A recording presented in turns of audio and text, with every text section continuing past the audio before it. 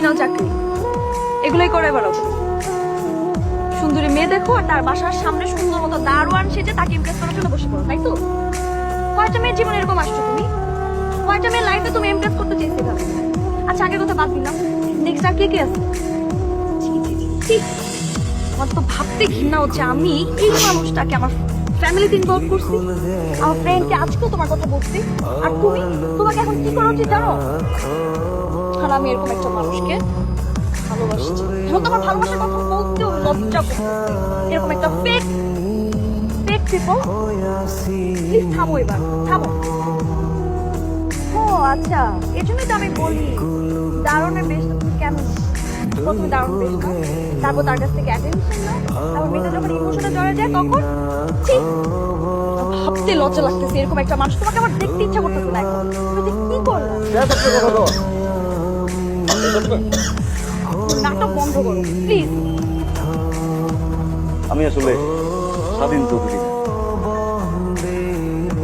আমি খালি স্বাধীন, একজন দারোয়ান। আসলে গ্রামের সহজ সরল একটা পোলা। বাপ নাই, মা, জীবনে প্রথম চাকরি করতে ঢাকায়, জীবনে প্রথমবার কাউরে ভালো লাগছে।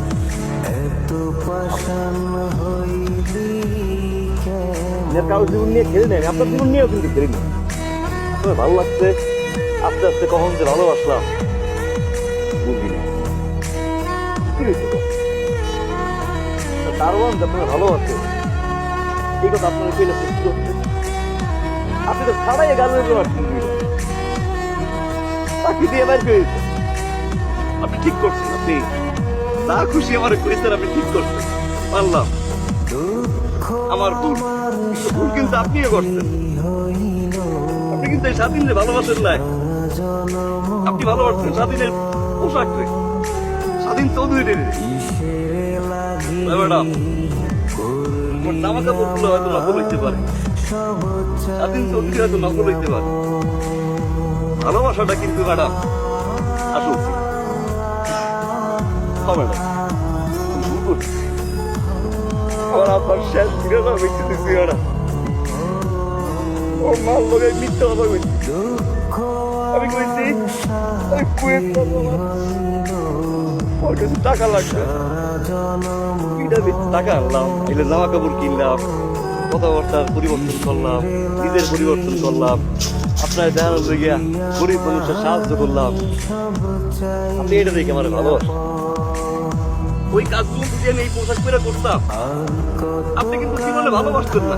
হয়তো আমার ঘরে আর দিয়ে কইতেন আপনি মানুষটা অনেক ভালো, আপনি মানুষটা অনেক উপকার করেন। টাকা শেষ হয়ে গেছে, আমার কাছে টাকা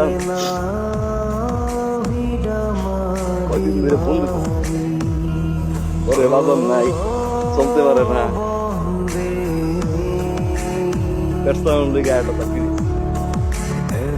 বান্ধবী বাসায় বেটা কিন্তু আমি জানতাম যে আপনি মানবেন না, একদিন না একদিন তো আপনি জানতেন আমি আসলে স্বাধীন চৌধুরী গ্রামের সহজ সরল ভাষা সাইরে যাই, এটাও আমি জানি। যে কয়দিন আপনি আমার ভালোবাসতেন না, ওইটা আমি এই জায়গায় বাইতে থাকতাম। কিন্তু আমার এখনো ভালোবাসতে হবে, আমি তো জানো আমি কিন্তু আর কাউরে ভালোবাসি, আমি একদম ভালোবাসি, এখনো বাসি। ভুল করছি, আমার আপনার মন নিয়ে খেলা উচিত নয়, কিন্তু ম্যাডাম আমি কিন্তু আপনারই ভালোবাসি, আমি এখনো বাসি, আমি সারা জীবন আপনার ভালোবাসবো ম্যাডাম। ম্যাডাম আপনি কিন্তু ভালোবাসতে হবে, আপনি পারবেন কেমনে? স্বাধীন চৌধুরী তো এখন স্বাধীন হয়ে গেছে, তাই বড় ব্যবসায়ীর পোলা তো এখন দারোয়ান হয়ে গেছে। আমাদের সমাজ তো আবার মেনে নিবে না। মাফ করে দেন, মাফ করে দেন।